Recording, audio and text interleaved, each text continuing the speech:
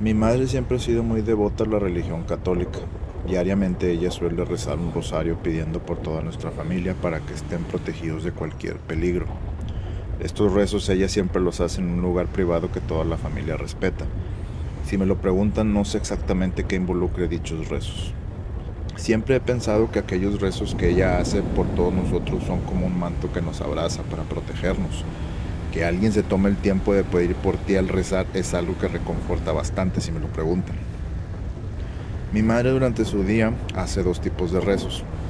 El primero es el que mencioné, donde pide por la familia para que esté protegida. Y el otro es para pedir que su casa siempre tenga paz y nada malo pueda entrar. Ella todas las noches se toma su tiempo para rezar en diferentes lugares de la casa y siempre que lo hace le damos su espacio. No le interrumpimos hasta que termine. Sé que algunos podrán ser escépticos sobre esta protección que invoca mi madre, pero es algo bastante real. Gracias a esta protección, su casa respira un gran sentimiento de paz y armonía. No les miento, es como si al entrar una regadera invisible enjuagara todo lo malo para que entres a un lugar tranquilo. Por ejemplo, si tuviste un mal día en el trabajo, en la escuela, si te estresaste por el trabajo, el tráfico, si las deudas te tienen preocupado, al entrar a casa de mi madre todas esas preocupaciones se van. Esa sensación de paz de esa casa ha existido desde que puedo recordar. Una noche de otoño hace varios años, toda mi familia estaba durmiendo. Yo me encontraba en mi habitación leyendo un poco antes de dormir. Eran casi las 11 de la noche, una noche fría de aquellas donde todos se resguardan en sus casas para estar calientitos. Como no hay gente en la calle, los sonidos que regularmente no se escuchan por la actividad nocturna de las personas, en esas noches frías se escuchan con facilidad, así que pude escuchar a lo lejos el tren que pasa por dentro de la ciudad. Estaba disfrutando de aquel sonido cuando de pronto otro sonido me hizo saltar de susto. Pude escuchar pasos en el techo de la casa. Iban de un lado a otro. Se dejaban de escuchar unos segundos y luego otra vez. Lo inquietante es que no eran pasos comunes. ¿Recuerdan aquel ejercicio donde saltas con una pierna y esa pierna sube hasta tu cadera de manera flexionada, después baja y repites el mismo movimiento con la otra pierna? Ese era el sonido que pareciera escucharse. Alguien saltando de esa manera, y era intermitente. Escuchaba unos 6 saltos y después silencio durante unos 20 segundos aproximadamente, para después volver a escuchar la misma cantidad de saltos. Nunca tuve la certeza de qué estaría sucediendo, pero me daba la impresión de que era alguien o algo que saltaba en el techo de la casa de mi madre, pero no podía aguantar estar parado ahí por alguna razón, como cuando caminas descalzo en cemento en un día soleado. Después de unos segundos no aguantas el calor y buscas un lugar con sombra para no quemarte. Así que saltaba de esa manera unos segundos hasta que no podía más y se iba. Tal vez saltando al techo del vecino y volviendo al techo de la casa. Esto duró unos minutos y después no se volvió a escuchar de nuevo en toda la noche. En la mañana le platiqué esto a mi madre. La habitación de ella está en el primer piso, así que no escuchó lo sucedido en la noche. Me dijo que no me preocupara, ella se encargará de ella.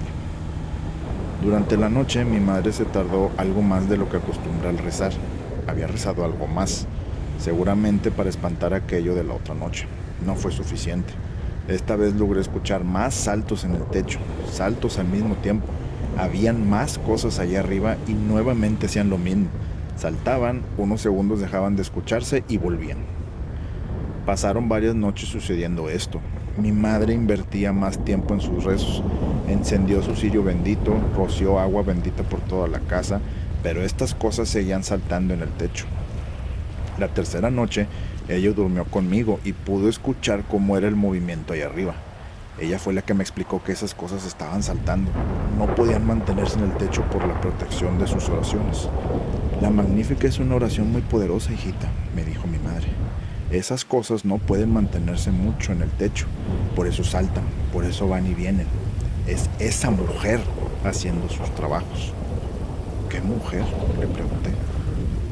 Hace unos días vino una mujer en la mañana que nunca había visto. Se ve que es de aquí de la colonia por sus atuendos. Creo que se acaba de mudar. Me dijo que mis rezos no la dejaban trabajar, que dejara de hacerlo. Le dije que no amablemente. Me amenazó y se fue. Cuando terminó mi madre aquella frase de esa amenaza, me puse pálida. Mi madre lo notó y me dijo: no te asustes, hija. Esas cosas solo tratan de hacernos sentir miedo. El miedo los hace más fuertes, pero se alejan al encomendarnos a Dios, al rezar y teniendo fe. Las siguientes noches se dejaron de escuchar ruidos. Aún así mi madre siguió rezando como de costumbre en caso de que aquello regresara. Unos días después todo iba como de costumbre. Estaba en la facultad cuando de pronto sentí un pequeño dolor en una muela. Le llamé a mi madre y fuimos a ver al dentista. En la consulta, el dentista no encontró nada que pudiera ocasionar aquel dolor. Siempre fui cuidadosa con la higiene dental. No habría razones para tener una caries o algo relacionado. Los días pasaron y este dolor se iba incrementando a la vez que no podía comer. El dolor lo comenzaba a sentir en el cuello y mejillas. El dentista no encontraba razón de este dolor. No tiene sentido. Tienes los síntomas de un absceso dental, dolor de muela, sensibilidad al frío y calor, dolor en cara y mejillas, pero no tienes hinchazón. Y lo más importante, tus dientes están bien, no tienes caries. Los abscesos dentales comienzan por una caries, dijo el doctor. Mi madre, muy preocupada, viendo que el doctor no podía aliviar mi dolor y siendo una persona de religión, fue con el padre de la parroquia. Este le dio un aceite especial.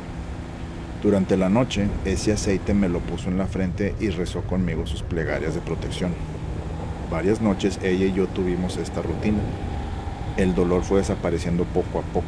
Ya al cuarto día el dolor se había ido.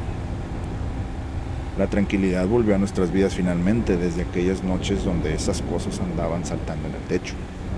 Nuestras rutinas volvieron a la normalidad y aquella paz tan reconfortante de la casa de mi madre volvió. Una tarde, una vecina estaba platicando con mi madre. En la plática ella le hizo el siguiente comentario. Doña Alejandra, qué bueno que usted tiene mucha salud. Me da gusto que usted y su familia siempre estén tan bien y tan alegres. Pareciera que su familia viviese en una burbuja alejada de toda la maldad. Me da gusto por usted, de veras. Pasan cosas malas en todos lados.